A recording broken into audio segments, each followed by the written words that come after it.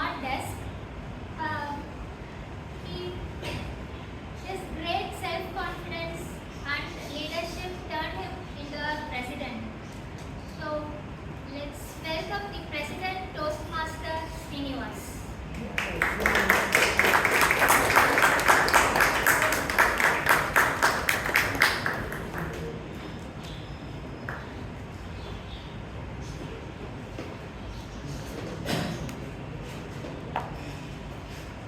Good evening, Toastmasters, distinguished Toastmasters, leaders, and my dear guests.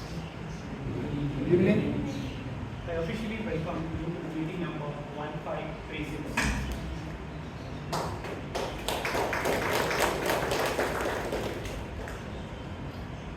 Before I begin today's meeting, I'd like to take a moment to remember our late Pushkar Charan, who was the husband of our immediate past president, Bangalore, who passed away last week.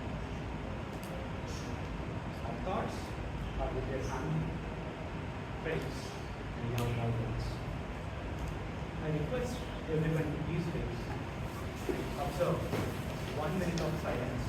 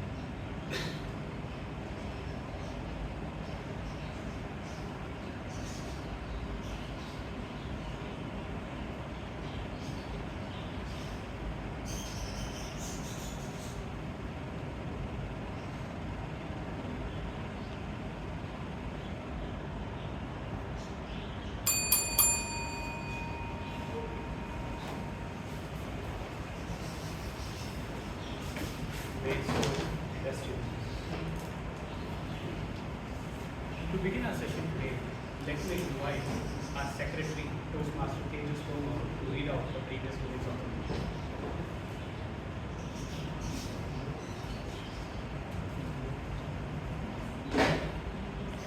Good evening, my fellow Toastmasters and my dear guests. So here are the minutes of the meeting number 1533. The theme of the meeting was start small, dream big.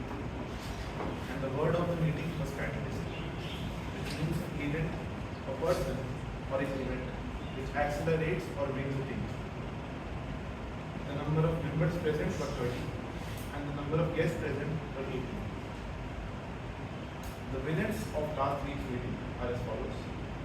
The Best Speaker Award went to Toastmaster Sri Ansha Upadhyay. The Best Evaluator Award went to Toastmaster Karunagar Dev. The Best Role Taker Award went to Toastmaster Vaidyanath Udarai Swami. The Best Auxiliary Role Taker Award went to Toastmaster Abhinav Shastri. And the Best Table Topic Speaker Award went to Distinguished Toastmaster Vijayanand. Apart from that, we had a visit from an India director last week, and the meeting was concluded at 8:43 p.m. With that, we come to the conclusion of the minutes of the meeting, and I'd like to hand it over to our president. Members, the minutes of the previous meeting is in order. Yes. The minutes of the previous meeting 1565 starts.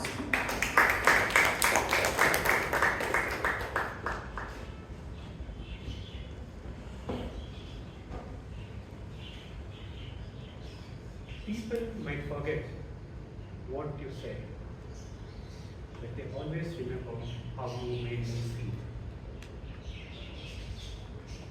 Before I joined Toastmasters, I was thinking public speaking is all about speaking. Until I taken the leadership role, I realized something important. But to be a great speaker, you don't have to always give a perfect speeches. always hear someone speak. Always feel heard. This reminds me of an important person who I admire most. He is born in a Tembu royal family in Mizoram. He spent most of his young age in a prison. When he was a young boy, his father was a chief of the village. Whenever there is a problem, the village people gather around the big tree. His father never spoke. He welcomed everyone. One by one, everybody shared their thoughts. Some arguments, some agreed, some disagreed. Some even spoke for a long time, but he never interrupted. But later, once everybody settled down, he used to stand up and speak only for a few minutes. But everybody will agree to his thoughts. Lessons are learned in this way. That was the very first lesson he has learned from his father. Always listen before you speak.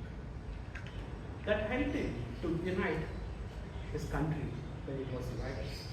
That helped him to build trust among people when they have a fear. That helped him to bring people together to build a great nation. This person has won many awards, more than 250 awards. Some of them are Nobel Peace Prize, Soviet Union Lenin Peace Prize, United States Federal Presidential Medal of Honor, Nikchani Pakistan, and our own Bharat Ratna, who is none other than Nelson Mandela. He admired his father at an young age, which helped him to unite not just the country, but the world together. When someone asked him, what do you like to do if your enemy is in front of you? As soon as he heard this, he stopped his car. He went near a cafe. He sat in front of a common man and offered him a coffee. Other person did not even raise his head to see the person. He went away in silence. Member asked, why did he not even spoke to you? He said, he's the same person who was a jail warden when I was a prisoner. He used to beat me every day. He used to punish me for mistakes which is not committed. That's the reason he could not be able to speak in front of me. Instead of raising in hates, he raised friendship.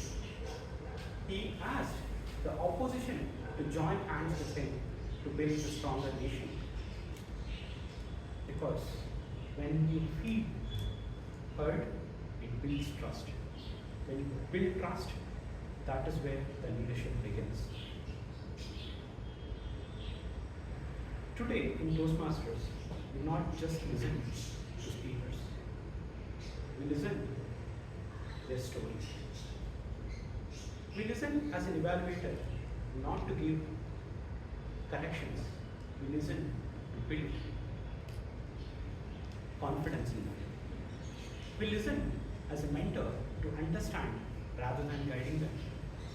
As a leaders, they listen to build confidence and create a stronger club and a stronger community and a stronger nation together. To take our next session forward, let me invite a person who has two kids. One is startup, Zen Finances. It started right exactly 1 year back, and his 1-year-old son. And he his family business is also a suicide business. And he told Toastmasters had helped him immensely when he was in Germany. When he was doing his sales job, Toastmasters has helped him to create the confidence to meet a stranger, convert the sale, and pursue somebody what he would like to sell. Let me invite you, Toastmaster of the Day, Toastmaster Mahavir Jain.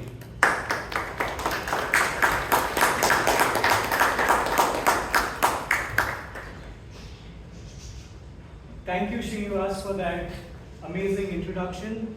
Well, I was not in Germany because I can't sell in German because I don't know the language. I was selling in Dublin, and I lived in Dublin for almost 3 years. Coming to my baby, I was very lucky to have a baby, 1.5-year-old baby. Now, something that you learn from babies, only they can teach you the most, right? Communication. Exactly. They'll make sure that you listen to them. At least as a father, I see my son, if I'm on my phone doing some work, if I'm doing something, he wants the attention, you know what they're gonna do? Ta-da, ta, ta, da. So that's how they make you hear. And this skill has actually immensely helped me in my startup venture, which I started less than a year, called Zenflow Finance. So now we have a team of 15 people, wherein we are doing in-house equity research, wherein I have to listen to clients, so when we started off, we were nothing. We did not know what to do. We did not have the exact path, but we had this bold vision that we have to do something. And that's when we started meeting our clients, we started hearing what they were saying, we started hearing their pain points.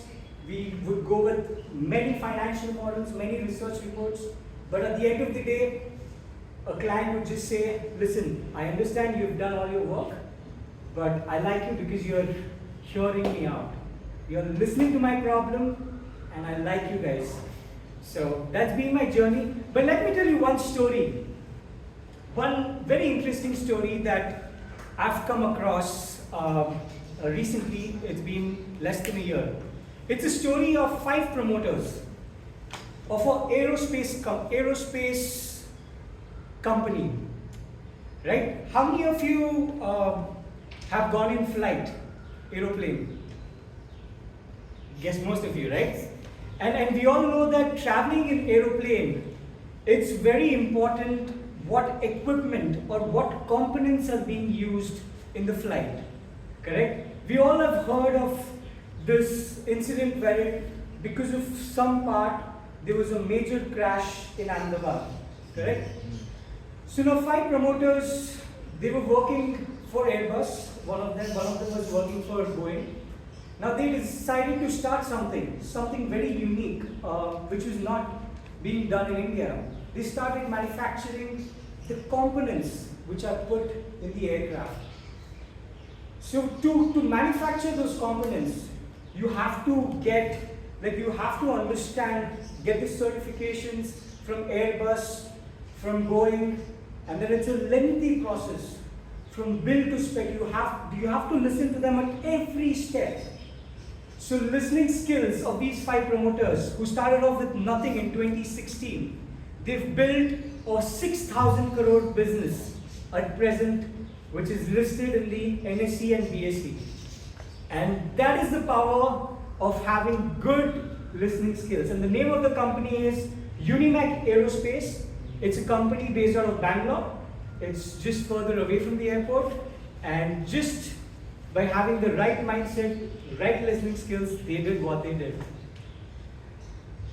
Long time back, almost 100 years back, there was a gentleman called Ralph C. Smedley who wanted to start some moment of seeing how people can get over fear of public speaking.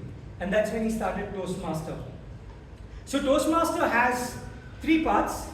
The first is the prepared speeches, wherein a speaker comes prepared. The second is the table topics, where you have to give impromptu speeches. And the final is the GE, or evaluation, how you've performed throughout. To start, for today's meeting, the general evaluator is Toastmaster Vivek Vijayan. I'll be introducing Toastmaster Vivek Vijayan towards the end of the meeting. Let me introduce the tag team for today. Our grammarian for today is a person who works in a very niche industry, that is medical devices. He's very fond of Bollywood. He loves singing as well. He does not love singing, but he loves Bollywood. But we all saw him singing on stage. May I introduce Toastmaster Ratan Shetty.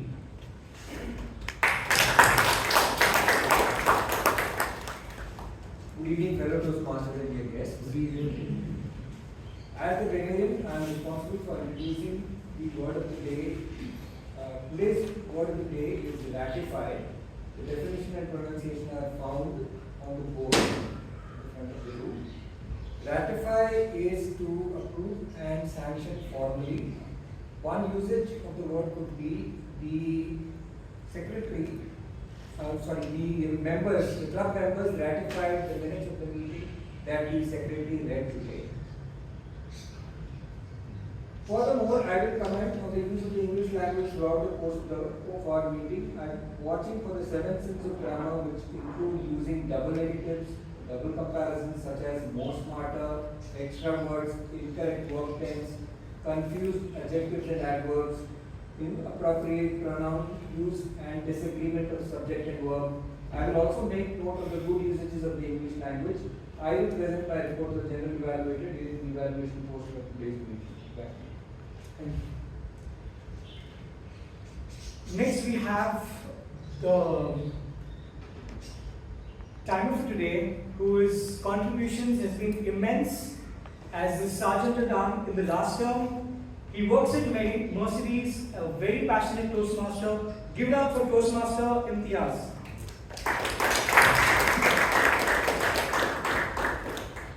Good evening, fellow Toastmasters and guests. Good evening. Thoughts are unlimited, isn't it? Say yes or no? Yes. But the time is limited. Be it in our lives or in our speeches, but in our lives it is controlled by Almighty. We don't have much control. But for your speeches, I have control. For the preferred speech section, at 5th minute, I will be raising the green card, and at the 6th minute, I will be raising yellow card, and at 7th minute, I will be raising the red card. Once I have raised the red card, the speaker has to wind up his or her speech within 30 seconds. For evaluator, I will be showing up the green card at 2nd minute, and I will be showing up the yellow card at 2.5 minutes, and I will be showing the green card 3rd minute, and again red card. Red card. And for table topics, for 1st minute it is green card, and for 1.5 minutes it is yellow card, and for the 2nd minute it is red card. If there are any change in timings, please do let me know so that I can make a note of it. Back to the Toastmaster office. Thank you.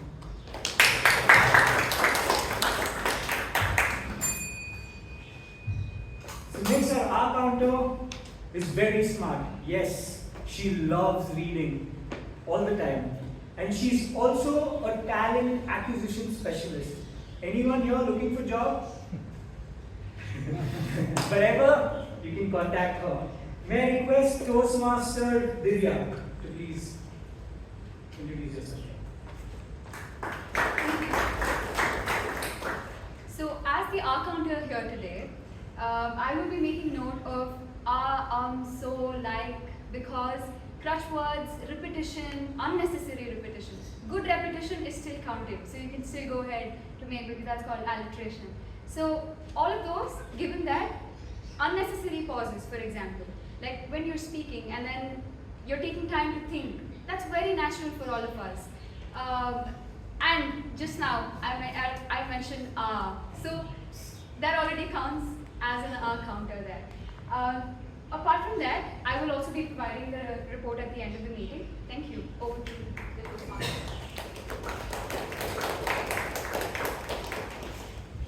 Thank you. So we start off from our first session, that is our prepared speech session. So the first speech, I would request the evaluator, who is a fractional CFO. Does anyone know what is a fractional CFO? So being a CFO for multiple companies, correct? And giving them amazing value. And his hobbies are just to laze around on the weekends and work really hard on the weekdays. May I request Toastmaster Dinesh Pai to please read out the guidelines.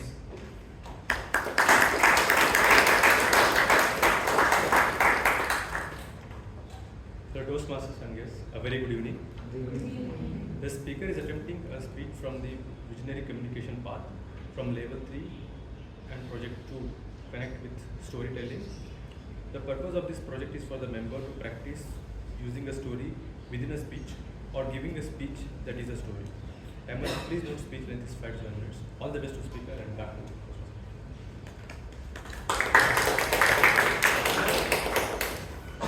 Our first speaker for today is a native of Chennai. He's from Chennai. He currently works for Amazon, handling their agri-product business. This is going to be, his speech title for today is Just Climb. I repeat, Just Climb. May I request Toastmaster Anirudh M. Please.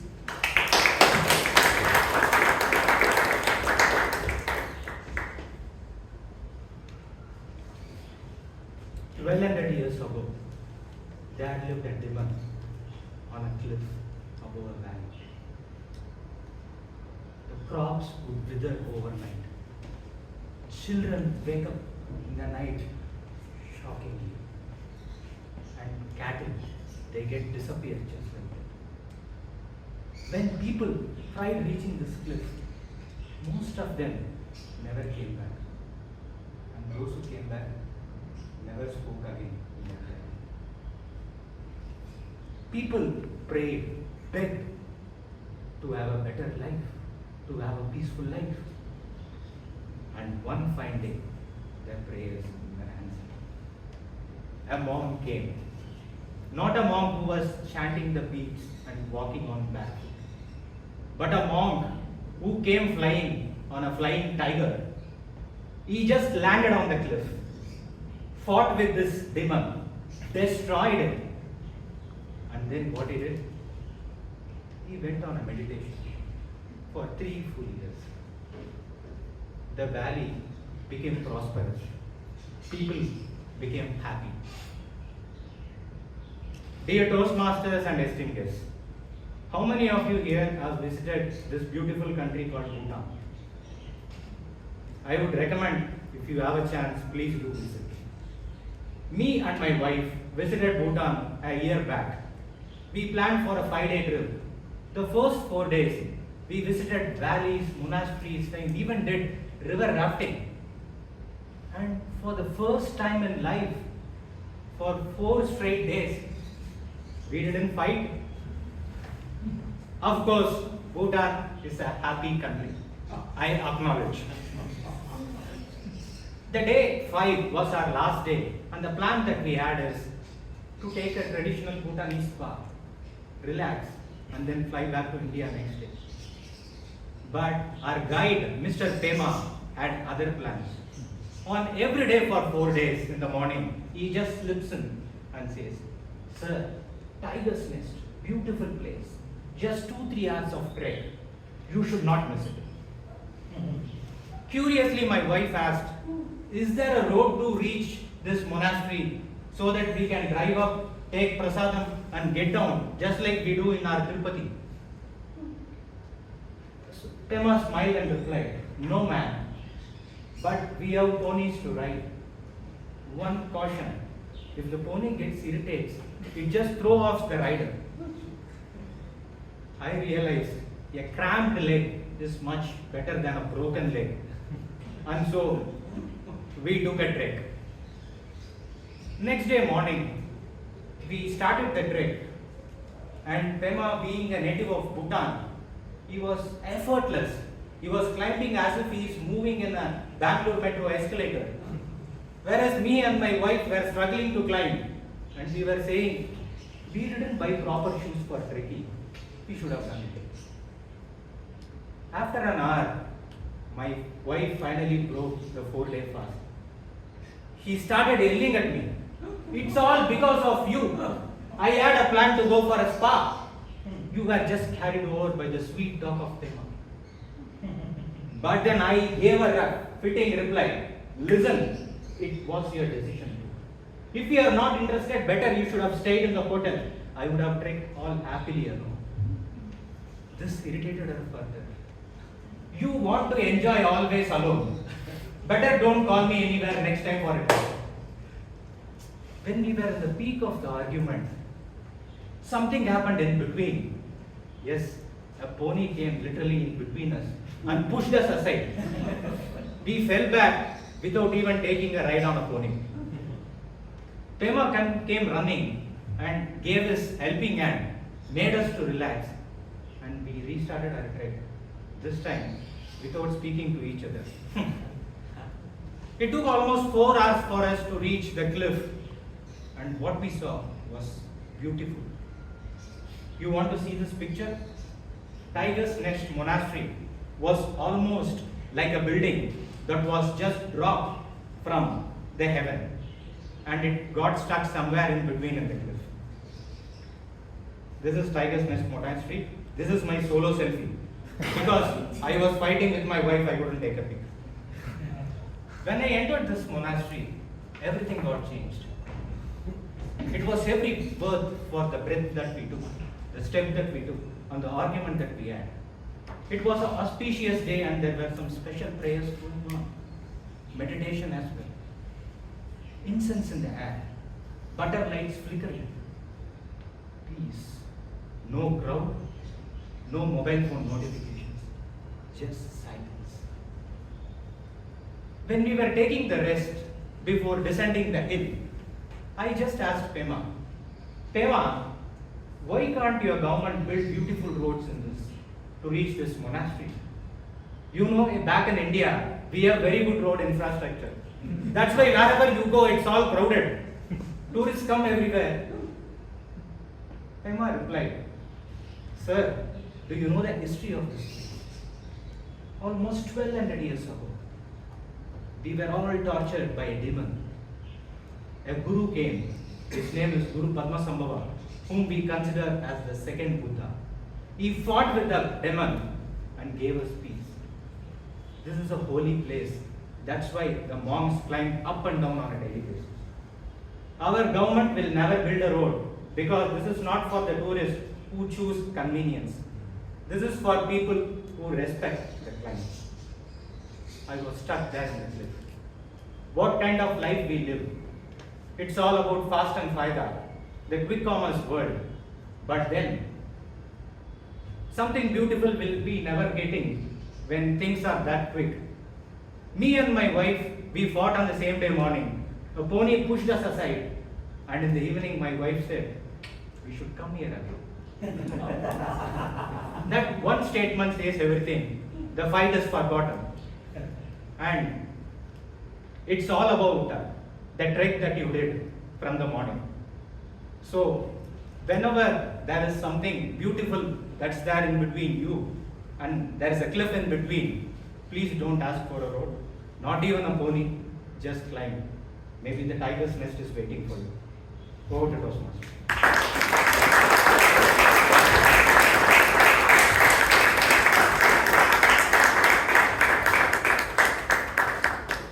I feel like booking my flight tickets and going for this trek. What an amazing, amazing, mesmerizing picture that you painted in our mind. Thank you for that. Next, we have Toastmaster. Our next evaluator is being a past president of our club. He's also been the area director He is a CA by profession and also is a trainer. Please give it up for Toastmaster Shashank Bhatt.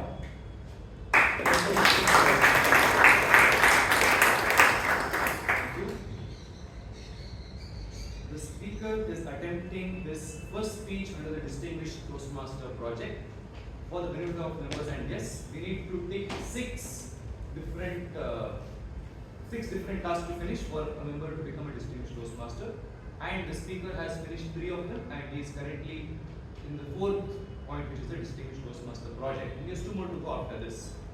This specific project requires the speaker to demonstrate their skills as a leader and as a public speaker. The purpose of this first speech of this project is for the member to introduce their plan and vision of the Distinguished Toastmaster project.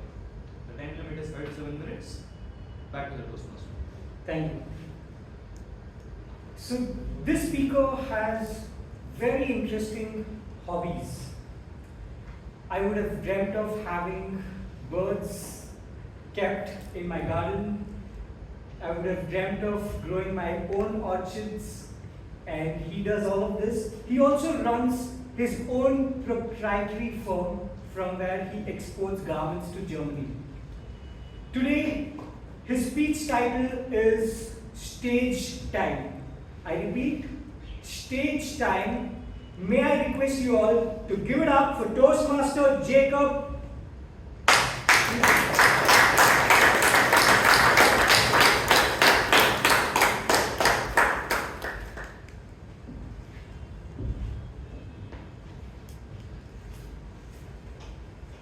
Good evening, Toastmasters and guests. I have great pleasure in standing on the stage or the podium of Bangalore Toastmasters Club. It is one of the finest spaces I have seen across 3 districts. If you stand on this podium, close your eyes and just hold out your hand, you can feel the vibes of different people. And that is the secret of speaking well. Let me tell you, a Toastmaster's journey starts on this very stage, and this very stage shapes his thoughts, his actions for the rest of the journey. The rest of the journey, needless to add, is taking up various roles. I was very, very fortunate to have an excellent mentor who is now in the audience. I joined this club only because of him. I was so impressed at the speechcraft held by this club.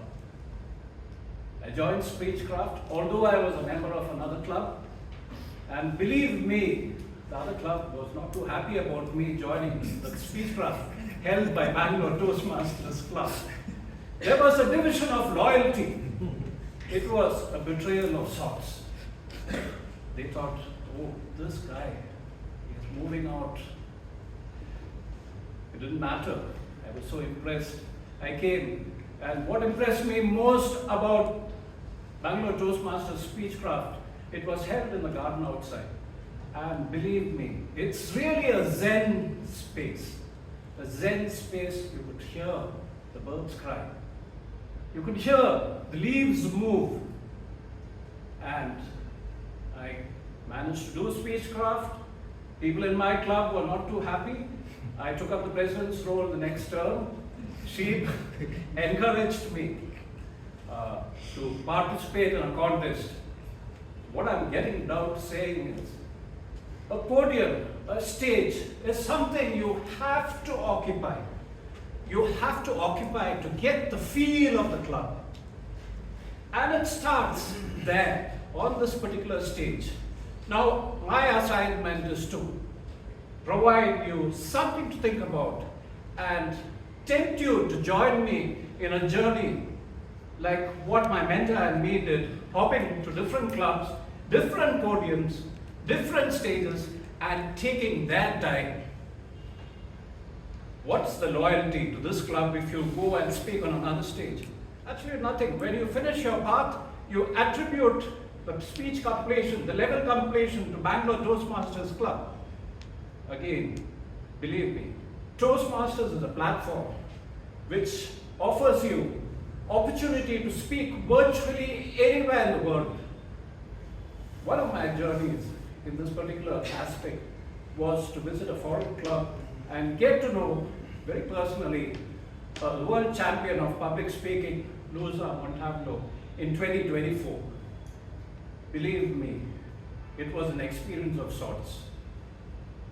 A lady 4 years younger than me won the world champion of public speaking from a wheelchair, and it was an achievement of sorts. So once again, I offer you opportunity to join me. We will go club hopping like how my mentor and me did many years ago, and we were witness to some fantastic speeches.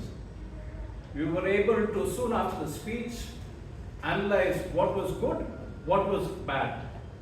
And this opportunity which I am offering you is precisely for 1 month. I am burdened, I'm sorry to say, with other responsibilities in life, and I cannot neglect those responsibilities as well. The advantage of Toastmasters is your visibility improves. Your selling capacity multiplies tremendously.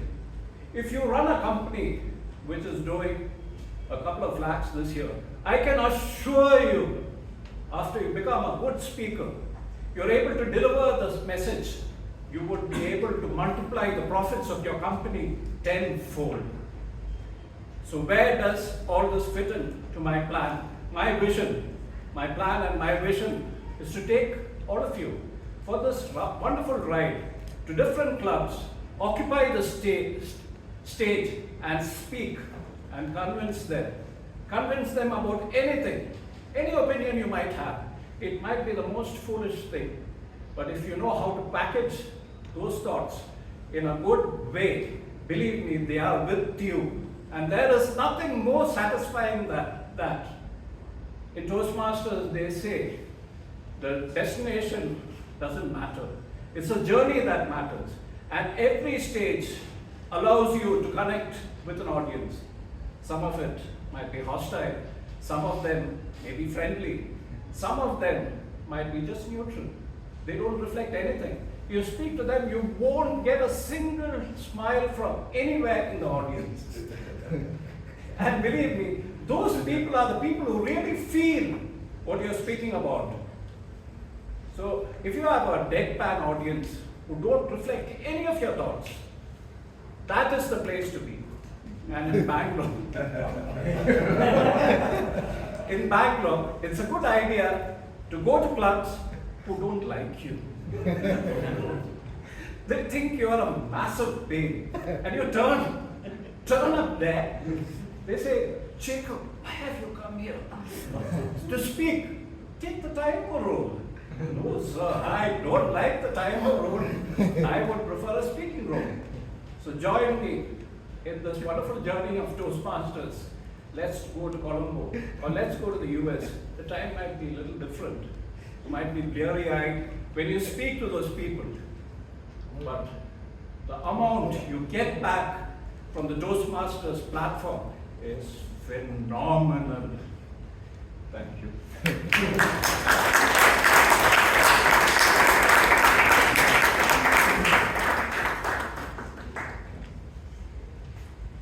Yes, there's no other feeling like the feeling that we get at the stage at Bangalore Toastmasters. It's the best of the best clubs, and I can vouch for it. So the password for today's meeting is 6379. I repeat, 6379.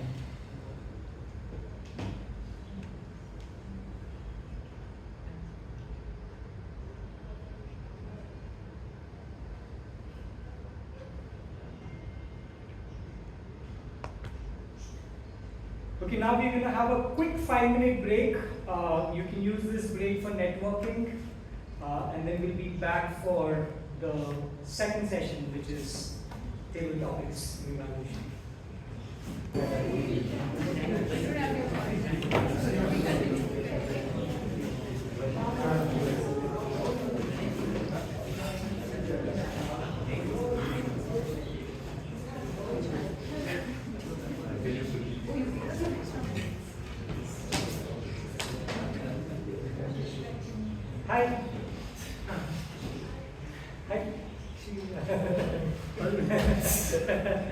So, are we all set for the next session? Yes. Yes, yes. Super. So, this is going to be a very exciting session. First session will be led by a gentleman who is a chartered accountant by profession. For more than 2 decades, worked in 2 MNCs. He's very passionate about fitness. He's an avid reader, and he's a big fan of Roger Federer. So there are multiple topics that you can talk to him about and discuss with him. Let me introduce you Toastmaster TTM today, table topic master of today, Toastmaster Chandrasekhar Iyer. Chandrasekhar Iyer.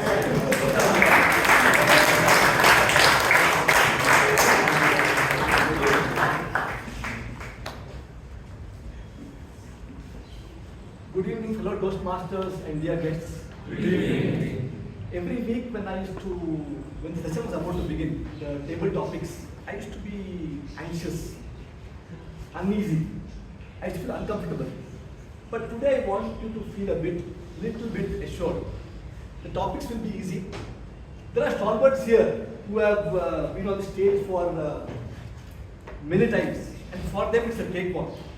And because it's the football season now,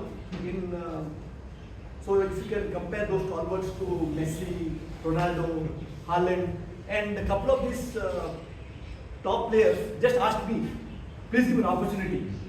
Okay, so just imagine. But for the others, I want you to feel relaxed, enjoy the moment, just come.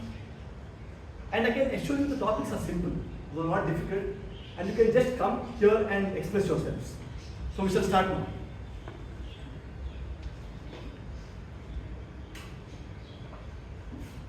So the first topic is, if you were a bird for one day, where would you fly? If you were a bird for one day, where would you fly? And the topic goes to Muralidhar Sopala.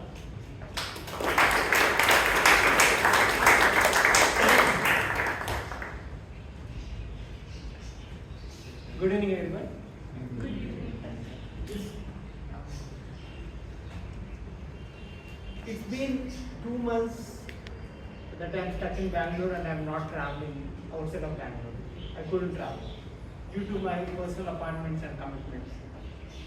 So given a chance, if I'm a bird, I would like to first visit my parents in Tirupati, go and also hover around the hills of 70, enjoy the nature, be there over the weekend and come back. Why to come back again? To have my attendance at my family residence, and then my next go to the destination will be, of course I am a bird now, so I have to be in the forest for a while as well, to feel as part of the animal to enjoy the nature. So my next target will be Kabini forest. It's been in my to-do list as well. So let's make use of this opportunity. Anyway, I'm not getting this time to travel on the road. So let me fly and cover these aspects. Thank you. Back to you. So Muralidhar likes nature. You can also explore Bhutan as well.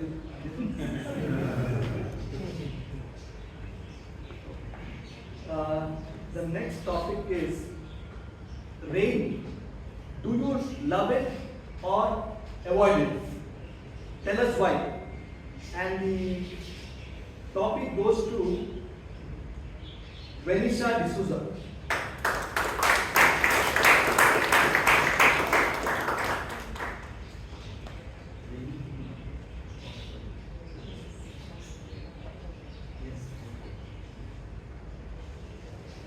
With rain, it depends when it's raining. Because morning when I'm going to college, raining, well, not that great because you're all dressed up, your hair's proper, it's set properly, and then it rains, nightmare.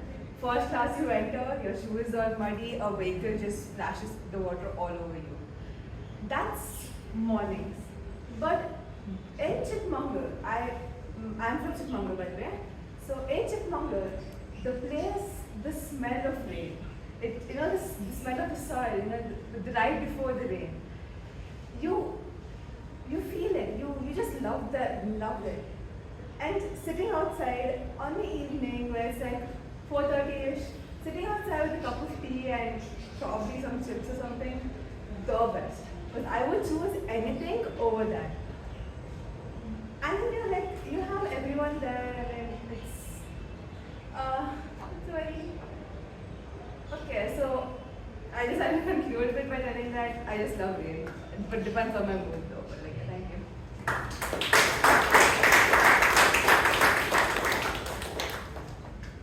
Thanks, Felicia, for getting us to think about the soil, the wonderful smell when it rains. Yeah, it really is wonderful. The next topic is, tell us about something you loved doing as a child that you'd like to start again. Tell us about something you loved doing as a child that you would like to start again. And the topic goes to Chiran HD.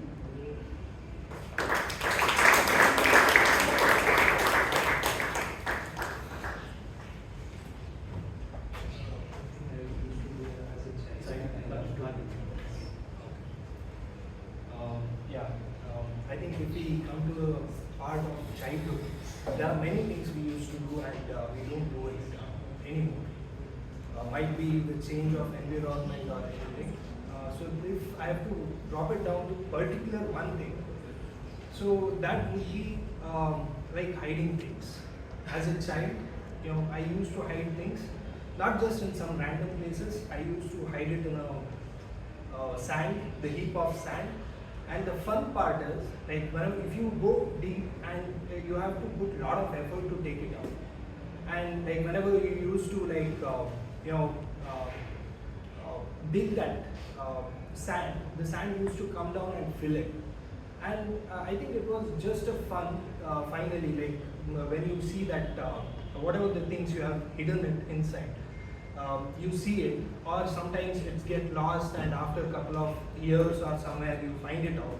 And that joy, I think still I could see that the Pepsi ball, that used to come, the rubber ball, I have found it multiple in my heap of sands that was near my home. And if anything, I would like to do it again, as recall from my childhood. I think that one. Instead of hiding it again, I would like to find that Pepsi ball which has hidden around 10, 20, 15, 25 years back. That's it. Over to you.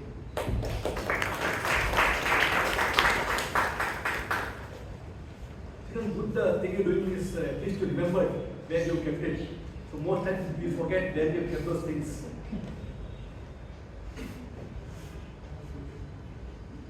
The next topic is, if you had one free day with no responsibilities, how would you spend it?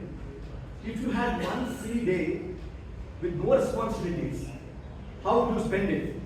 And the topic goes to Deepak Shetty.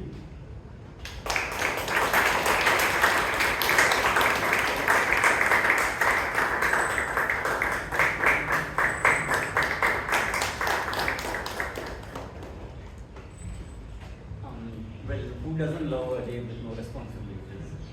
I wish I get a lot more days such, but what happens generally is in life there is something or the other which keeps coming, and you never find a day where you can just relax and do nothing at all. And I feel if I do get a day like that, I would like to travel. I would like to go to certain places because I can't even remember the last time I took a trip. So I just want to travel to some place, maybe somewhere in the mountains, somewhere where there's a very nice view. I can just relax, maybe Bhutan. I've been to Bhutan once, but yeah, maybe somewhere like that. Just relax on somewhere at the edge of a mountain and just take a glance at the view which I see. I think that would be something peaceful, and I think that would help because what happens is you will remember such moments where one moment where you had such a view, relaxing moment, and later when you get the responsibilities again, you can actually cherish it and recall it, and maybe that will, even with the responsibilities, you might have a relaxed moment.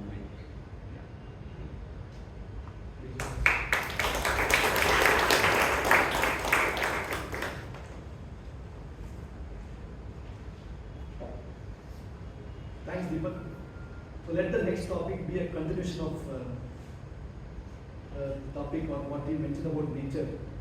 So the next topic is, if you could live near a mountain, a beach, or a forest, which would you choose? If you could live near a mountain, a beach, or a forest, which would you choose? And the topic goes to Joseph Thomas.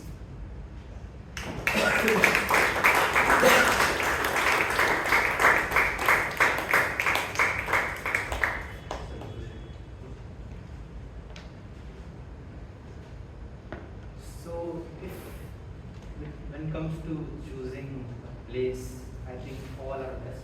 But I would personally prefer mountain, because imagine getting out of your room when you wake up and you open your window, seeing a beautiful mountain of blue skies and such a beautiful views. I mean, from the beginning of the day, your days will be so great. And there's another reason that I like trekking and this mountain climbing things. So for going for small steps or for anything, you have to climb down, you have to climb up, which also represents our life, how we have to go, sometimes we have to go down and we can still have to come back up. There's a lot of things which mountain teaches us. Also, that it's one of my dream to climb Mount Everest and go to its peak. So that's why I will choose mountain to stay.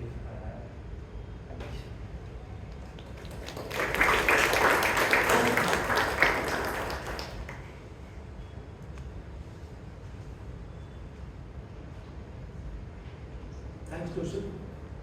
The next topic is, nature works without deadlines, yet everything gets done. What can leaders learn from that, and where do we get it wrong? Nature works without deadlines, yet everything gets done. What can leaders learn from that, and where do we get it wrong? And the topic goes to one of the Messi's, Ronaldo's, that's Abhay Kothari.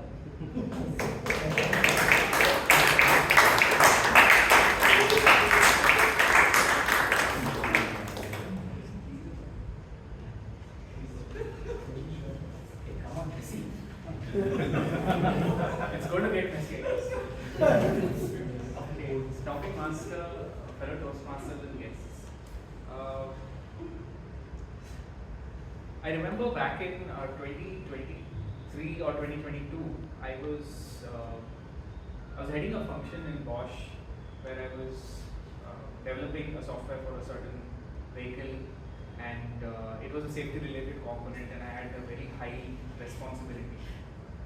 Because it was something that would ensure that in the event of something going wrong during an automated vehicle control, the user would not get damaged. And I really loved that function because it was something that I had developed and I had learned about it very well. I had understood all the various components in the vehicle. But then time came where my boss had to move on, and she nominated me to be her successor. But I was still in love with this function as a developer, and I really wanted to, not let it go. But then my boss, sat me down one day and he said, Abhay, come on, let's go to a meeting. I need to have a chat. And he showed me two chairs, and he said, can you sit on both the chairs at once? Right?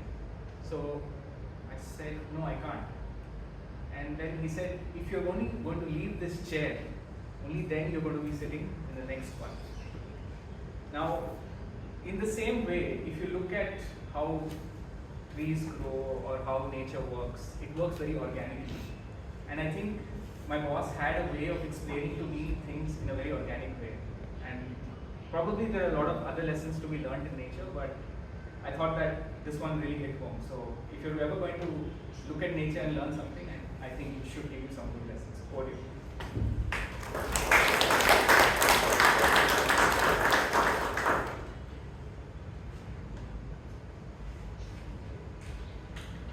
Thanks so much, Abhay. The next topic is, if you could master any art form, painting, dance, music, writing, which one would it be? If you could master any art form, painting, dance, music, writing, anything you want, which one would it be? And the topic goes to Govind Kumar.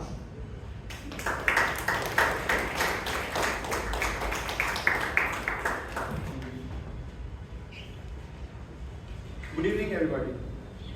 So, if one talent or art which I want to master is like putting my thought into the words, and that's the exact correct words. Many times, I personally feel I talk a bit less and think a bit more, and because of that, and most of the time I'm not able to express myself very well. Many times it happened with me, like whether giving a speech or answering any question. I feel like, okay, I could have presented this in another form. Or that person maybe had more comfortable discussing me about this particular topic if I had chosen the words more appropriately. So I think for me, putting my thoughts into the correct words will be one of the skills which I like to master. And I think it will help me in my professional career, in my personal growth, and it will improve my relation with everyone. But sometimes I feel like what we thought are not that good also. Whenever we are in anger or we are like we dislike something, so we still think like, okay, that particular thing was not correct or that person not behaved in a correct way. So sometimes it's good, like we don't have words for that. Because after some time we feel like, okay, this was not the correct way I was thinking. And if I get the power, like, or the capacity, how can put into the words in a better way, that would have helped me. So I think putting my words into the exact, putting my thoughts into the exact words will be one of the powers which I want to achieve. Over to the room. Thank you.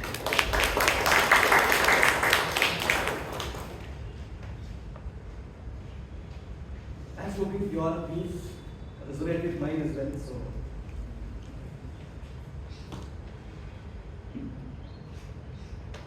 The next topic is, what is one place in your city or your village you would recommend everyone to visit at least once? What is one place in your city or your village you would recommend everyone to visit at least once, and why? And the topic goes to Chaitra Chandradevi.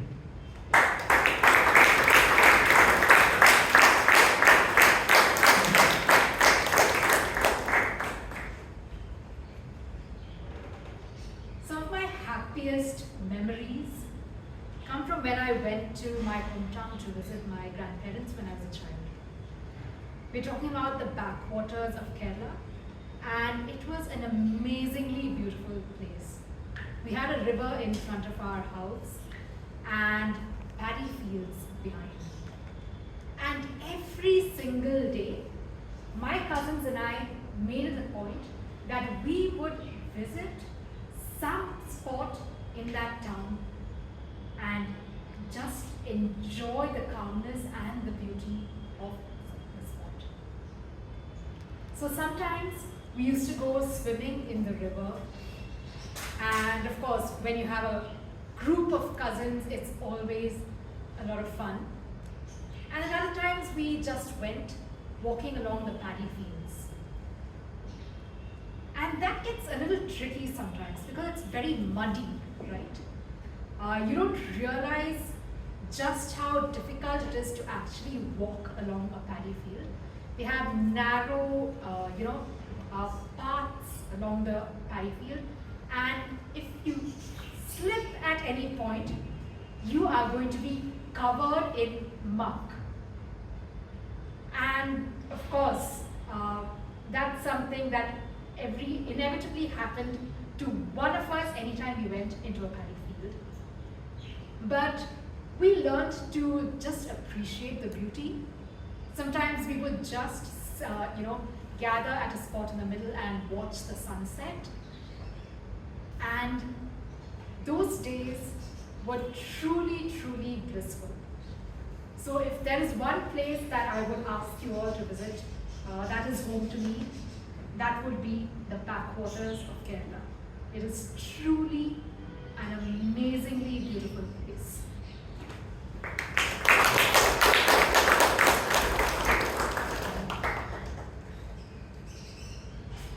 If anyone were there when Chaitra gave her icebreaker, you had those moments in that speech as well, which was, which it was, but I read that speech, so I can tell that. So the next topic is, what is your favorite season and what do you look forward to most in it? What is your favorite season and what do you look forward to most in it? And the topic goes to Likit D.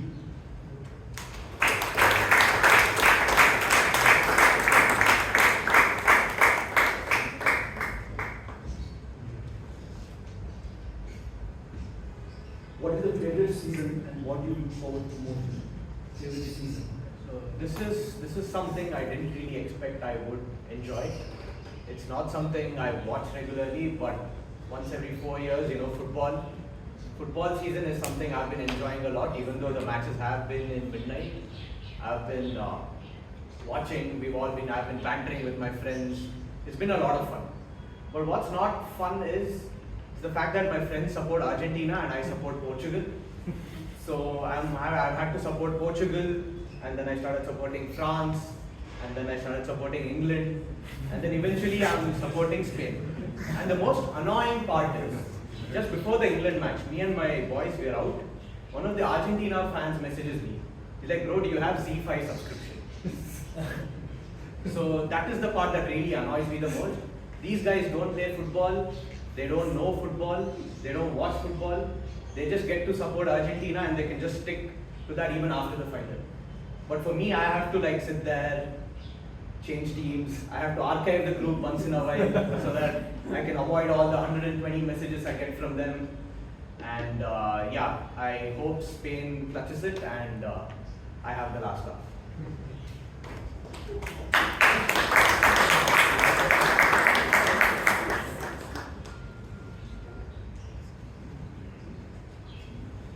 It's nice to know that you have multiple teams to follow. No choice. Right now only Spain, but the final match. Tomorrow also you have another match. Okay.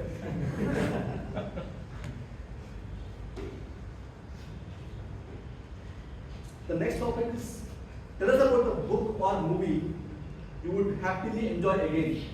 Tell us about the book or movie you would happily enjoy again. And the topic goes to Naveen Revansidappa.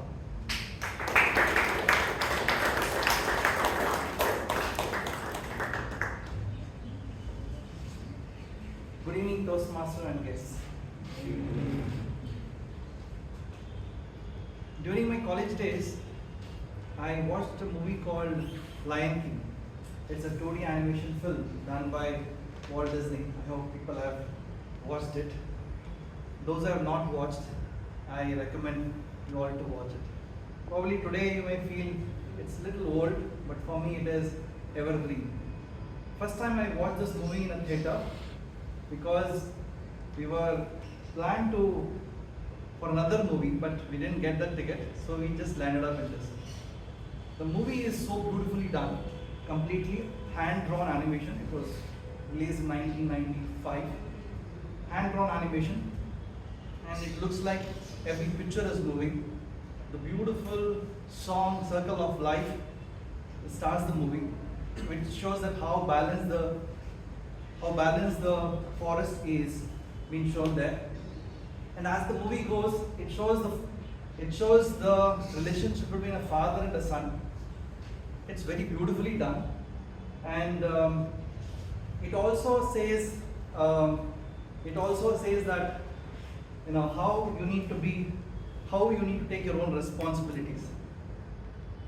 Once I watched the movie is very emotional. Then I cried while watching the movie. Then my friends next to me, made me realize it is just a cartoon, why are you crying? Then I realized, why did I cry?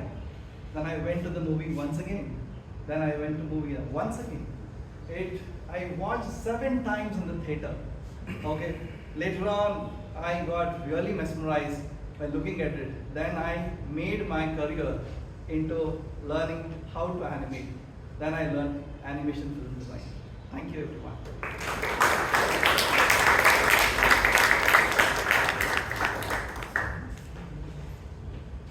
Thanks, Naveen. I have a question for you. Do you know one personality who's watched movies 365 days a year? So she took a bet with a close friend. It was in Pune. And she had a bet that she will watch one movie each day for the next 365 days. Clue, she's an author and wife of a famous IT.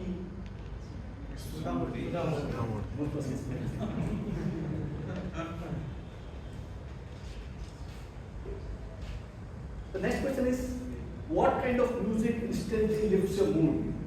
What kind of music instantly lifts your mood? And the topic goes to Burgesh Kumar.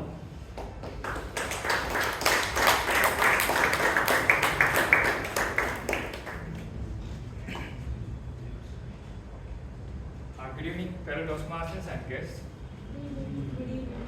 So I would say the music is Carnatic music. So the rhythms and the music starts from the 8 letters is a starting. The Carnatic music I listen, it's very soothing for my mood, everything whenever. So if I am feeling very lazy or any lack of concentration in my work, so typically I would listen to that music to enhance my concentration as well as boost my mood. So earlier, before listening the Carnatic music, I listened some sad music from Tamil movies. Then I came to know that this music is good. Why I didn't know this music before when I was in my native.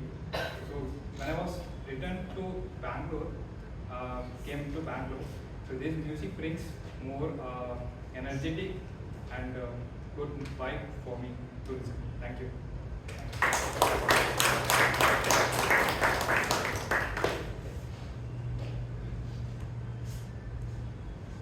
Thanks, Burgesh. The next topic is, describe a simple moment from the past week or month that made you smile. Describe a simple moment from the past week or the month that made you smile. And the topic goes to Richard D'Souza.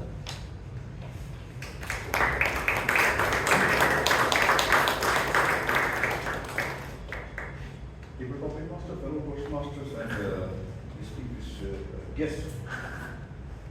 I think I can talk against that topic also. But I would tell an incident where I had to weep rather than smile. It happened today afternoon. I had called people to cut the branches of the trees which was actually blocking the street light, and how difficult it is to climb a tree. That man was on the tree, and I had instructed him to cut only that branch which obstructs the light. And whenever he was there on that, and I instructed him to do only that thing. Neighbor came and he told, "Do you cut the entire branch?" Yes, he was testing his endurance. That man, he cut another influential neighbor came. Another he says, "No, here's instructed me to cut only this branch. No, this also you cut." And see, he has to take care of himself. Without the option, he cut another branch also. Ultimately, in front of my gate, old tree was cut, and whenever my granddaughter came, last time he destroyed all the pots because the cobra had come to my house. So that I had instructed people to remove all the bushes. But all the issues were that all plants had gone. Last time you removed all the plants, and today you removed the tree also. She was virtually weeping. So that was the thing happened to me, where I had to weep instead of laughing. And I don't know when the tree will get those branches once again. Over to Gift.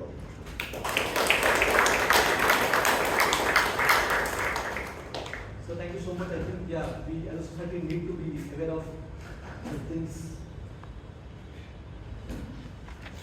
The next topic is, what is something small that always makes your day better? What is something small that always makes your day better? And the topic goes to Rashi.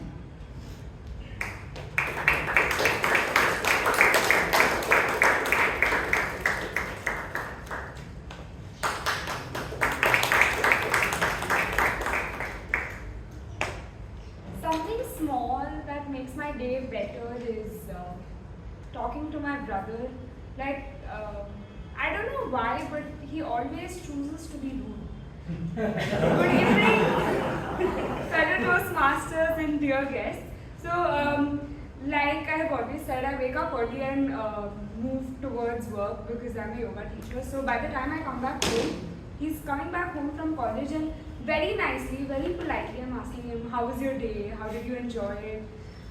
What new thing did you learn today? He does that every time. Like, I don't know, is it me? Is it the way I'm talking to him? What bothers him so much that he's not able to give a simple reply, my day was good or my day was bad? He could have said anything, but he chooses to ignore it. He chooses to trouble me, and he chooses not to answer for the next 30 minutes. When I'm fully pissed at him, he comes back and he's like, yeah, it was all okay, never mind. Excuse me, like, are you doing are you being, weren't you supposed, like, what is wrong with you? That's how clueless I am every time I talk to him. Either he doesn't reply properly, or he's not bothered to listen, or he's just annoyed. I don't know who is annoying him, what is happening, but he's always annoyed. And then the only thing that makes me happy is I sit with my mom and I gossip and I light so much fire, saying, like, look at this boy, he's so young but he's so angry all the time. What is this? What is happening in this house? I don't understand. And she's like, exactly. Like, what is wrong with you? And both of us go on and on about all of this, and it's very fun.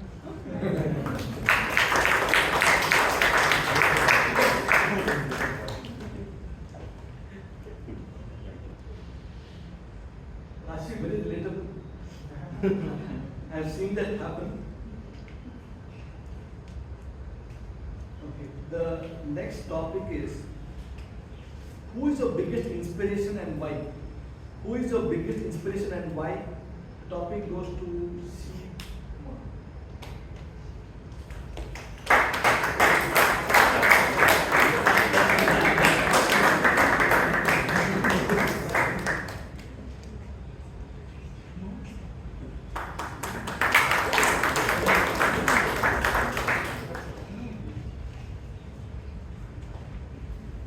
I want to say that a person with a lot of hair. There's a quote saying that I love to cry in rain because when it's rain, people can't see why I'm crying or how I'm crying. These words are said by none other than Charlie Chaplin. So if you ask me one personality whom I'm inspired is Charlie Chaplin. If you look at him, like, he's so short, right? And he's not that good looking. But still, across generations, he still makes people laugh, right? Whether it is a 5-year-old boy or a 50-year-old man. So, how did he get that kind of talent? So when I think about that, it all came from his pain or his experiences. So which allows us to learn that the best of things are not seen outside, like a diamond. It's always, you have to dig deep for a diamond. or the best of pearls are not seen in a garden. It is in the deep depth of the ocean. So somewhere down the line, all of us has got that moments of difficulties or pain or challenges. And if we just listen to those moments, that is your opportunity or our opportunity to become better. So I believe, I'm not asking for challenges, but I always think that let challenges come, but let God give all of us the courage and strength to face those challenges and become better like a diamond.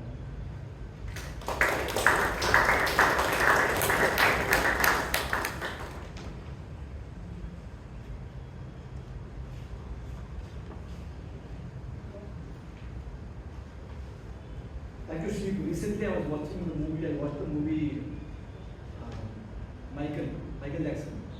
So, that movie, if you see the movie, he's a very private person. He doesn't have any friends. And the only thing which he watches around his mother is one is Charlie Chaplin and the other is Tom and Jerry.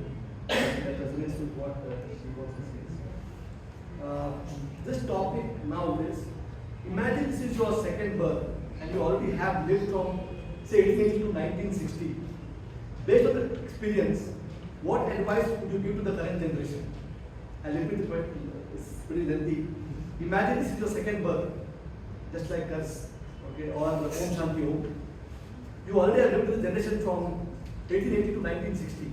So, based on that experience, what advice would you give to the current generation? And the topic goes to DTM Vijaya.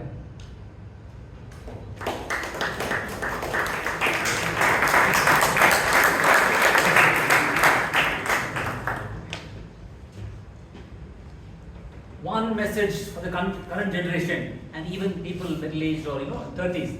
Most of us dislike it when it rains heavily. And after 1.5 minutes, I'm going to convince you that heavy rains are very beneficial. That's what I've learned in 3-4 centuries. Mr. Talking Master, fellow Toastmasters, and yes, I have a big problem. It rains heavily, right? I get very depressed, I feel sad. So my friends over the years, 3-4 centuries, all my friends have told me, no, don't get worried. I said, what do you mean? It's difficult. It's raining. You can't step out of the house. Simple technique. When it's raining heavily, people in the house start attacking you, right? I mean, verbally. It's raining. You can't hear them. Just nod. Yeah, thumbs up. It's so helpful. They're thinking you're listening, but you can't hear a word. All their curses, all their, what all they're targeting verbally. First benefit. Second benefit, especially in the modern world, rain, all cities, Bangalore is one of them. It gets flooded. Roads inundated, underpasses, flyovers also are flooded. People at home calling, where are you? Why are you coming home? I just tell them, underpass flooded, flyovers flooded. No, take care. Just take some shelter, take your time and come. What a benefit I've learned over so many centuries. Third and final benefit I've learned, when it rains, and most of us, we get caught in the rain, we develop a cold, cough, something, right? And one big benefit I've learned from doctors in 3-4 centuries, over 400 years, you've got to take tonic. Yes, tonic. 30, 60, 90 ml. No, just don't get me wrong. You're not consuming alcohol. It's one sure spot way. Doctors over 4 centuries mentioned, when you take this tonic, immediately your body temperature increases and you don't have to visit a doctor. I can go on and on, friends, with paucity of time. Remember, rains are good for us in more ways than one. That's my message for the next generation.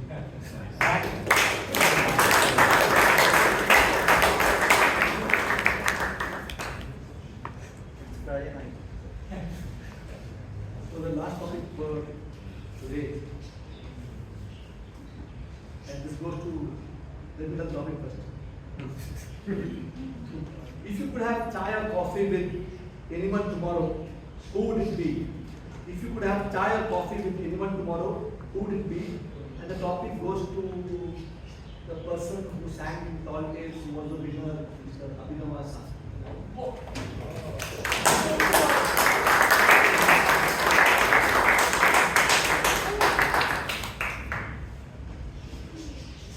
Now that you mentioned Tall Tales, I feel like you have a guess on who I'll talk about. No, it will not be Kishore Kumar.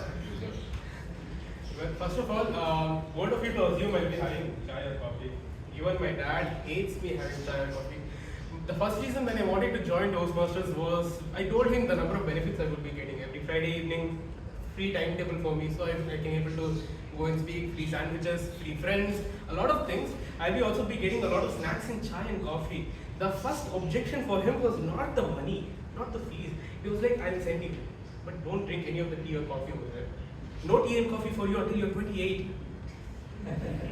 Yes. At this point, you're like, just send me to a hostel, I'll take care of myself. But no. To answer and address the question, if I wanted to have tea or coffee with someone, it would probably be with my dad itself. Not to assert dominance or something. The conversations that flow very easily, something that the conversations that you can have with your dad, it's just magical. You're sipping a cup of coffee, you're talking to him, and he'll be very grumpy and angry or whatever. I don't know about you guys, dads, but it's just natural. The conversation flows smoothly. You'll be having a nice time. You'll learn a lot or you'll teach a lot. It's depending on you. So in the end, just go for what you like, go for what you want to do. And I would also go for Kishore Kumar, but my dad is waiting for me at home, and back will be able to talk about.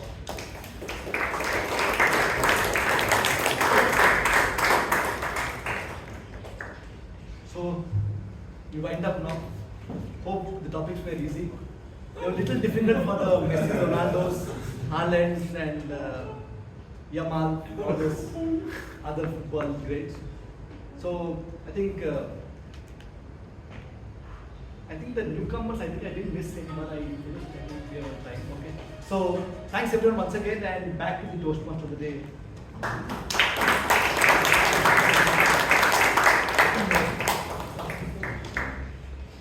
Thank you, Toastmaster Chandrasekhar, for that fantastic session. Next, the last session we're going to have is the general evaluation session. To lead the session, we have a Toastmaster who's been the past president of our club, and professionally what he does, he leads a team of people who scale the data. So he's a data plumber. May I request Toastmaster Vivek Jain, please come on stage.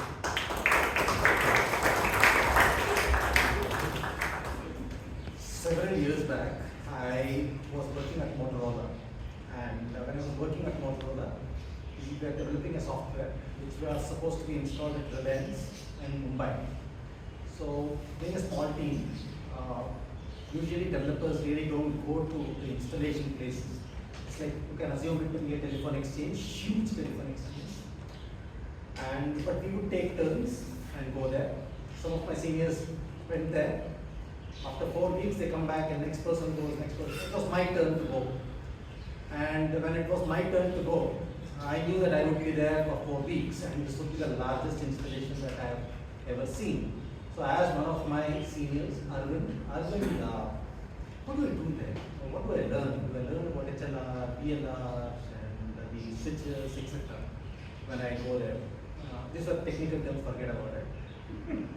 Then he told me, Vivek, you don't have to learn about all these. So you're going to a place where nobody knows about you. There is no social stigma. Nobody even knows what your prayer past or whatever that is. So, say for suppose you want to grow a French beard, go do it. If you want to wear a different type of dress, go do it. If you want to behave differently, try. There's nobody who knows you. That's one of the best advices that I've got. The same advice I have for people who come here as Toastmasters, because I'm sure most of you know nobody here. And it's a fresh place. And there is you don't have to really have a fear of failure because you do not know anybody. Right? So that is something which you can develop. This is also comes to the point where you call it as the Newton's first law of motion. The Newton's first law of motion, to trigger your high school physics, is a object continues to be in the state of rest or motion unless compelled otherwise. Okay, so let me try to do some bring you some force which will compel you otherwise. Alright? So let's straight away get into the evaluations. The very first speech was by Toastmaster Anirudh and the evaluator was Toastmaster Ganesh Bhai.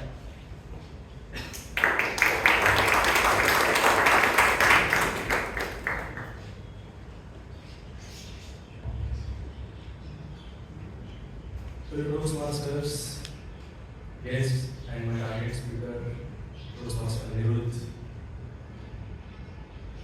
a very good evening. Data tells, story sells.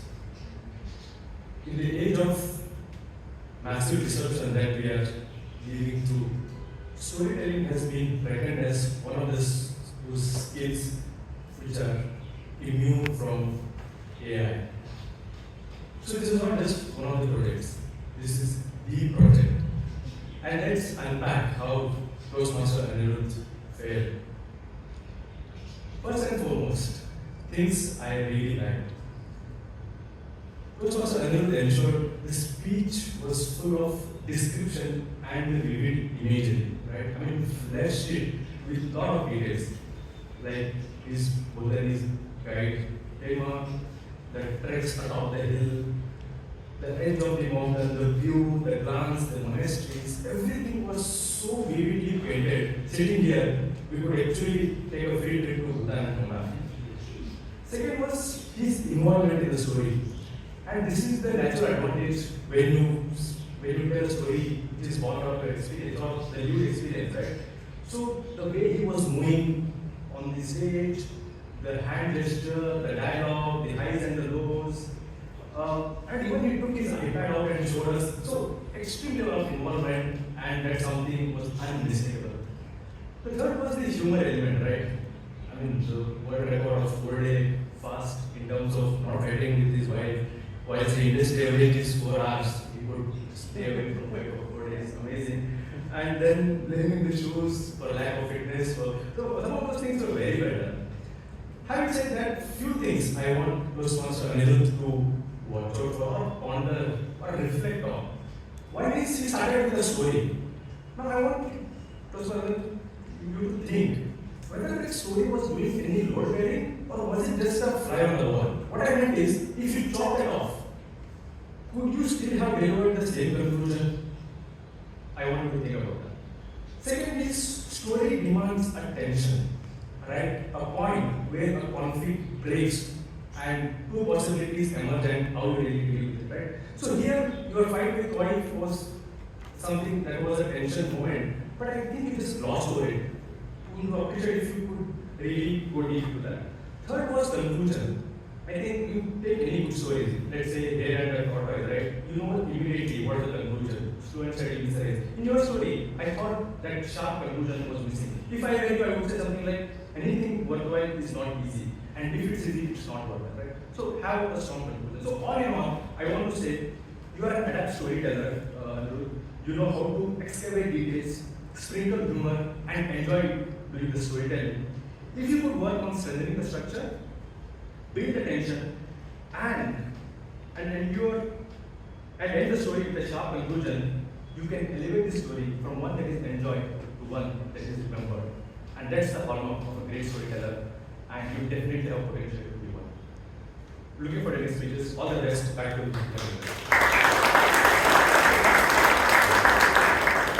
That was a neat evaluation, Ganesh Bhai. So it's been a long time, Anirudh, frankly speaking, having listened to a good story in the storytelling project.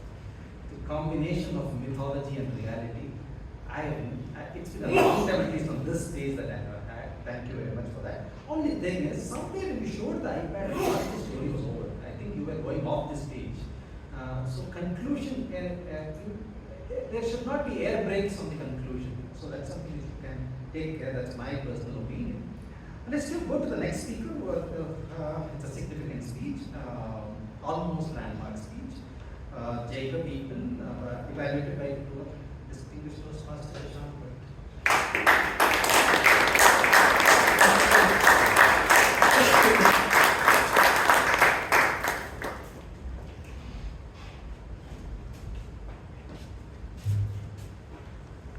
As Toastmaster Jacob rightly said, Toastmaster stage determines how good you become as a Toastmaster.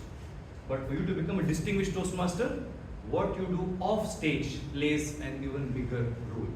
That is what Toastmaster Jacob is trying to achieve in his Distinguished Toastmaster project. Let us decode how this project was, what was good and what could be better in his speech so that he lives up to that demand and the hype of being a Distinguished Toastmaster.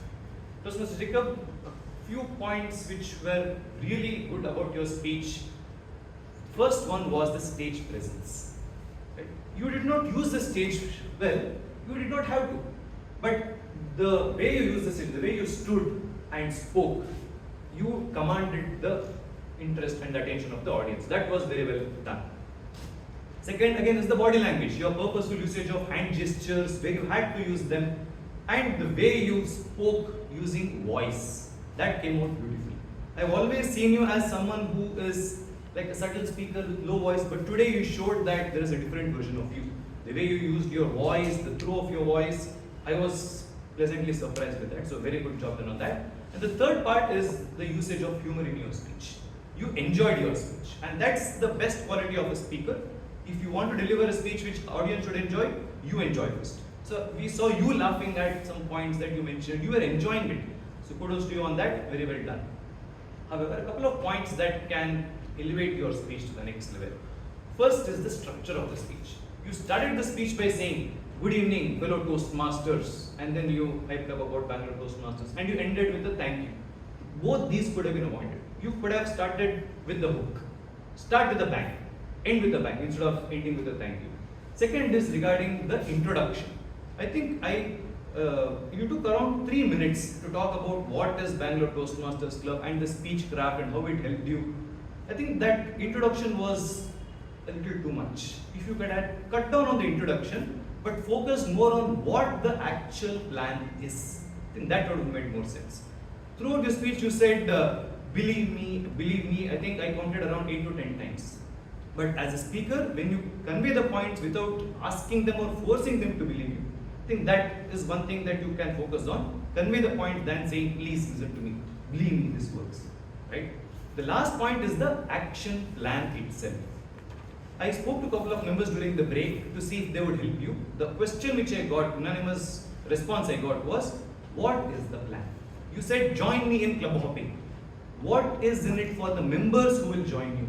What is in it for them who will listen to you or who will welcome you in their club? I think that bit about the project was missing. So if you could have summed up with that, saying, if you do this, if you help me in doing this, you would have gotten more volunteers from our club.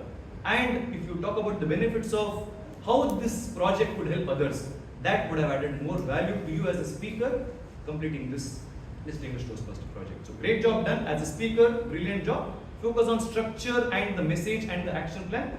You would have, the speech would have been much brilliant. Thank you very much.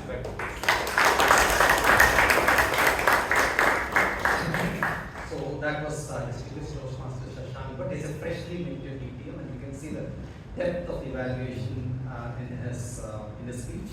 So Toastmaster Jacob Eaton, it was one of the most humorous speeches that you've ever delivered. I did not expect a humorous speech in this context, but it was really fun. And you were very relaxed. Maybe we need to see more of it like this. Alright, now let's go to the, let's call the grammarian.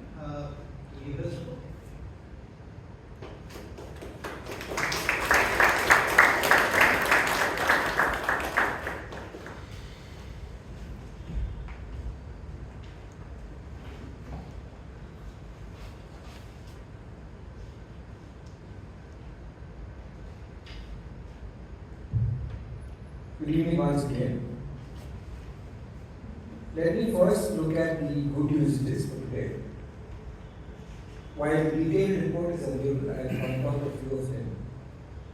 I found today that there were a lot of metaphors. There was one member who used probably 4 to 5 metaphors.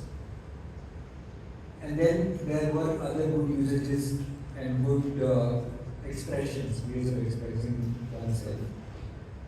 So some of the good usages were Zen space. My boss sat me down, nature works very organically, have the last laugh, more ways than one, and some of I would say, the flurry of metaphors. Let's unpack, excavate details. You don't excavate details, you excavate something else, right? You unearth something else. Sprinkle humor. And then one more metaphor at the end, freshly minted ETL. You don't mint details. Coming to the areas of improvement, not so good usages. Gone in flight would have been travelled on a flight. First time in life we didn't fight would have been first time in our lives we didn't fight. All happily alone would have been happily all alone.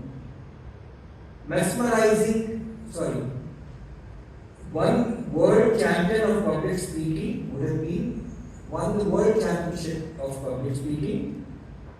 Such a beautiful views would have been such beautiful views.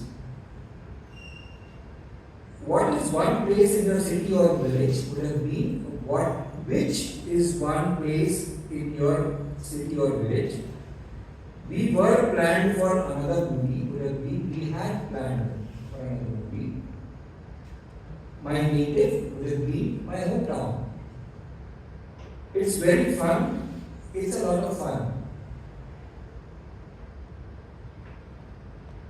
And the people who use the word of the day, would please raise your hand.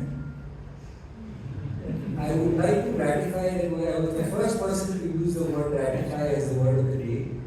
And hopefully I should not be the last person to use the word ratify. I hope your other auxiliary role players ratify that and use the word ratify. Over to you. Sometimes the word of the day is difficult to use. Ratify is one of them. It's something slightly legalish kind of a word. I don't think it was the best choice to have that word. So don't blame rest of us. All right, all the outcome on the stage.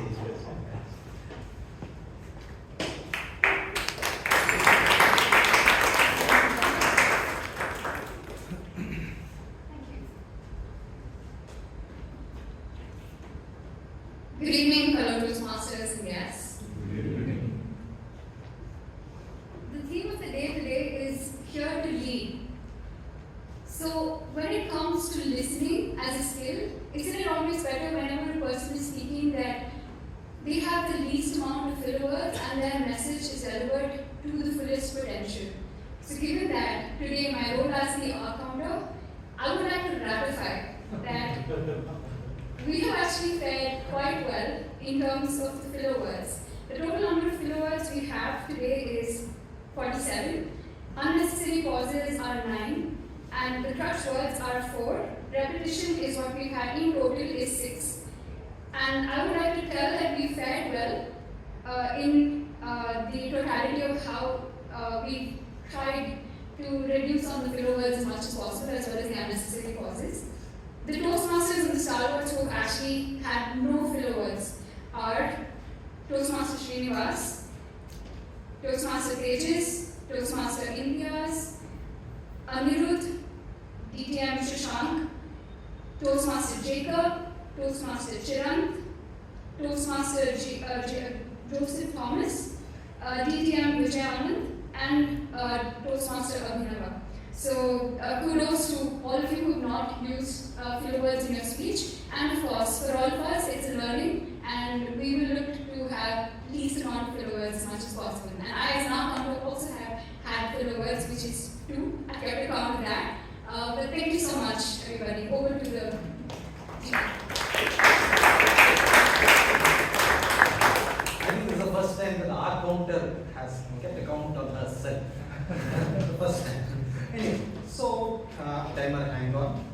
So we need you to the end. As you realize, I have not even started. So for that matter, As I told you, Newton's first law of motion, what is that? A object continues to be in a state of rest or unless brought by an external force, alright? So why is that? So why am I talking about it? We have our term in this club has just started. It started from July to December. So if I take 3 roles here and put a dipstick on how these 3 roles happen, so that if they wish to, they can measure what they are today, okay, and they can again measure what they are somewhere 5 months down the line, November, and see a perceptible difference. So that is the reason why I would take 3 roles and go deep into that. Alright. So let me start with the Sergeant at Arms. Sergeant at Arms was the first person who came in, the young lady who came in, introduced, etc. So if you look at it, it's a logistical work, and so it's extremely well done. The room was spick and span, and it's not. Don't expect that the room would be like this. It will all be a mess. But she comes in, sets it up. Everything was fine. It was the book, the medals or whatever that is. Everything was found wherever it was needed. So that is a very good work. Now. If Toastmaster you want to take a dipstick on board where you are and where perhaps you can be, so that it is a personal improvement. Now, Toastmaster being very young, okay, extremely young, maybe 1 or 2 years after college, whatever that is, has a flavor of college when she comes and addresses. Okay, and then there is an element of over practice of what she wanted to tell. You're anxious. I can understand at 21, 22. Even at 52, you will be anxious. But that's a different thing. Even at 21, 22, you are anxious. So there are 2 things. Your speech, not speech, whatever you got 2 sentences, over practice. That is the reason why you wouldn't get it right. And the second one is it didn't graduate from a college. So what you can do is get a lady coach, either could be Chaitra or the other person that I can recommend would be Toastmaster Shivangi. Learn from them as to how you stand, how you. It doesn't come in a day, so it won't come. It won't come in a day. You will have to watch what you are today and see and take a dipstick again, not in August, not in September, at least in late October, and then in November and December, it will change. When you change that, so that's the reason. Otherwise, you will be in a state of same motion or rest. You will develop inertia. Okay. Do that, and you will see a perceptible difference. The next one, I wrote the secretary. Secretary comes and gives the minutes of the meeting. Now, what has happened is, minutes of the meeting, 2 or 3 terms back, I think it was, I don't remember the name.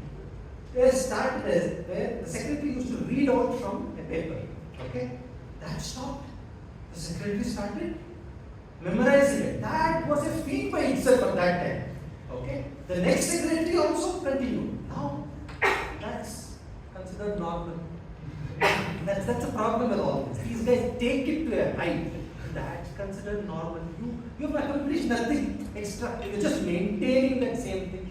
Okay? You're continuing in the state of rest or motion as it is. So what you have to, what you will have to do is, you will have to reinvent secretary's role. Because secretary's role is, I would say, a role because, see, minutes of the meeting where it's a relic of the past, when there was no electronic communication. But then people had to resolve what will and ratify the meeting, ratify the minutes, etc. That was not there. So you will, I don't know what you will do, but you will have to do something, make it interesting in some format or the other. Otherwise, it would look the same. And what is it for you? For you, how would you, because the same element would exist in you wherever if you're working or studying. I'm sure in the same, you continue to be in a state of rest or motion in the same format. If you do this, you will start applying it at your workplace. So, take it and stick today. Look at it in November. Talk to me if you want any ideas. I'm happy to share that. Alright? That's the secretary. Then with the president. So I have to tell that President Srinivas is, we are all equals, but he's first among the equals. And Frankly speaking, it's been only 2 weeks, 3 weeks since he has taken over, and he has gone through really tough times, personally, at work, as well as at the club. Okay? So, if he just comes, stands, and blabbers something, that itself is 10 out of 10.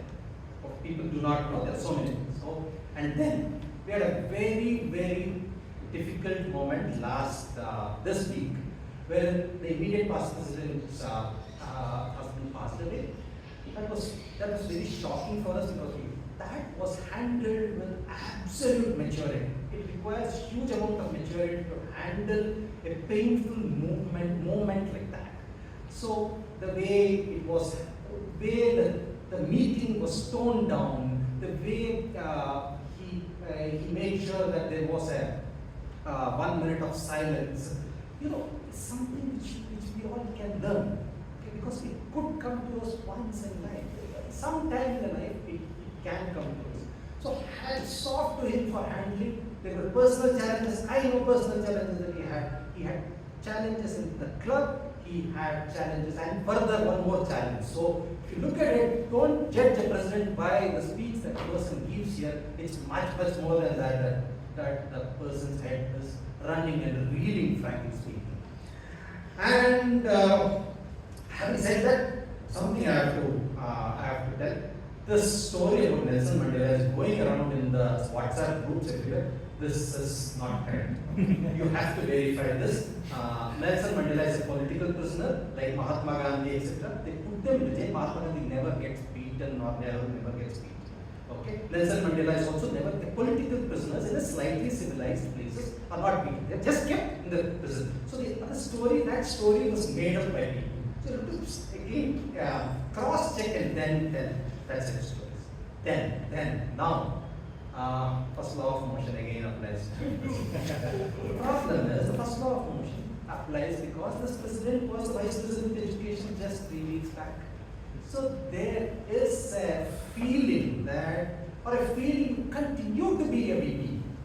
Continue to be VP, irrespective. I know there was a new VP, we had a new VP in an untoward incident, etc. But this happens at work also, right? Even if we get promoted, we continue to, even if we get promoted, what we do is, we continue to do the other job, the one which we were doing before. We justify it by saying that, oh, I'm hands-on. Yeah, you're hands-on, but then you're not, you will have to step into the other role, and if the VP has personally, the VP has to find a solution, not delegate upwards, and presidents are doing the VP's work. That's that's something which this is again a personal thing, okay? You will have to let go some of it. See, somebody is running VP for 6 months. You continue to run, you cannot put a break. It's a very physics thing in that. But you have to do it, you have to put a break. You'll have to put a break. This happens to us even at home, wherever. When you become a grandfather, you're not a father. It's different. It's not a father. You're not a father. When you're an uncle, you're not a parent. You will have to cut that somewhere and move on. Unless you do that, you will not be doing justice to the new role that you have taken. That's something which I have. So having said this, these are 3 roles which can measurable over a period of time. I'm cognizant of the fact that I will not be evaluating the Toastmaster of the Day and the Table Topics Master for the very reason that they do not have a dipstick take. Nor the person who would come next week has the same thing. So I just keep it all over, and now I invite Raymond to give us.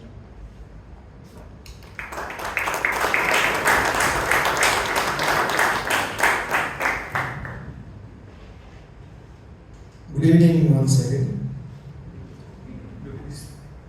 The speaker PM took 7 minutes 14 seconds.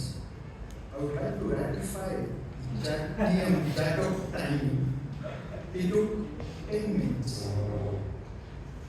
I have given 3 minutes bonus to him. Bonus. Because he will never take timer role in his speech for that 3 minutes bonus. The underutilized timing is surgeon terms. She has consumed only 1.5 minutes. The overutilized time is PM mode, Toastmaster of the day. Even I also have contributed in my introduction. Back to you.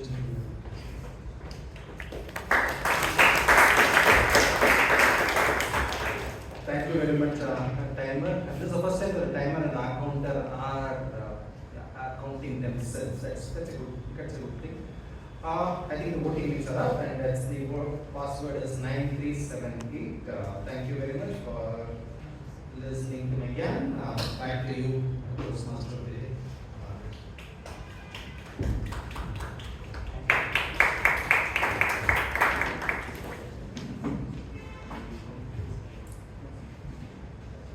Everyone's done with the voting? Password 93. The password is 9378. I repeat, 9378.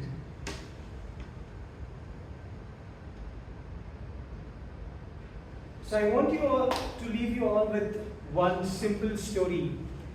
So when I was in my 11th doing IC science, I wish I had someone teaching me physics as Toastmaster Vivek Vijayan just was comparing real life story to physics concept. So I feel in life when we are hearing and when we are able to lead in the right way, when we are able to, when we are able to, when we are able to relate concepts with stories, people will listen more consciously to us. Over to you.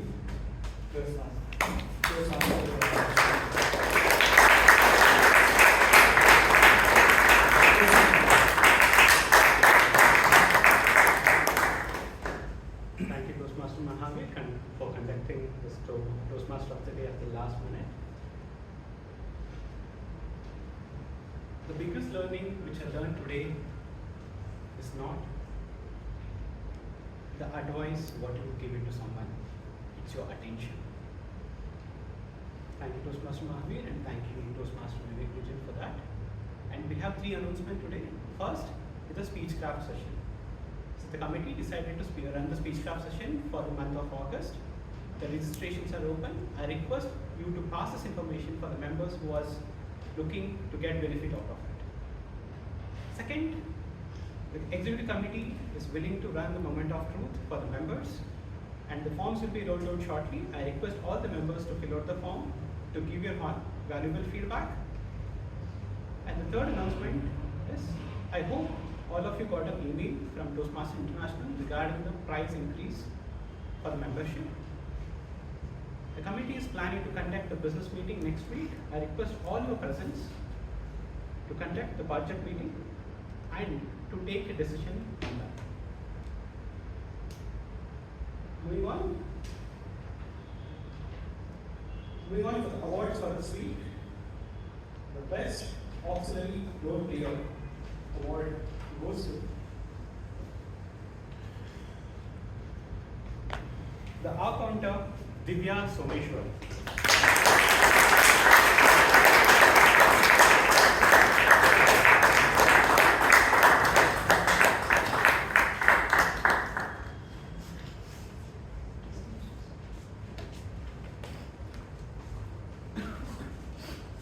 The Best Evaluator Award goes to Distinguished Toastmaster Shashank Pai.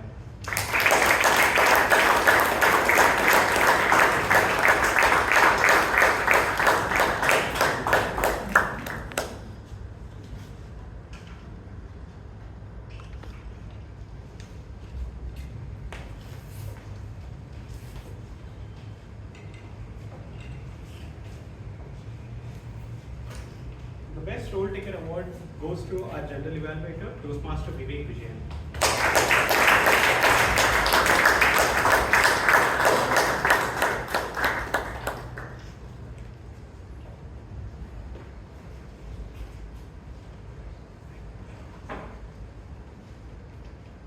The Best Table Topic Speaker Award is a tie between Toastmaster Rashi Palgutta and Distinguished Toastmaster Vivek Vijay Anand.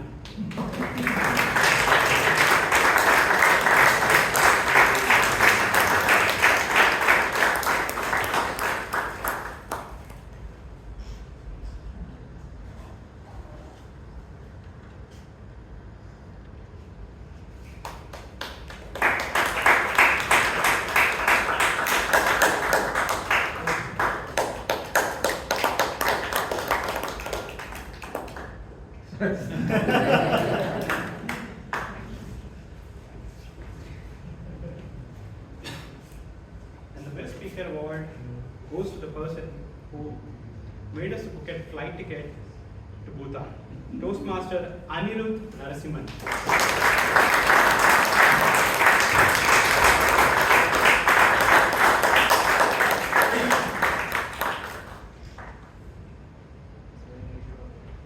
I request all the winners to come on the stage. Before that, may I request our executive committee to please rise.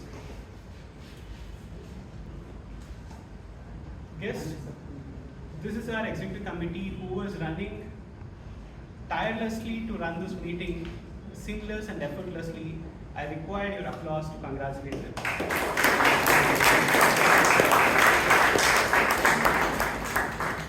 Thank you. You may take your seats. May I request Toastmaster Pradeep Padmanabhan to please raise.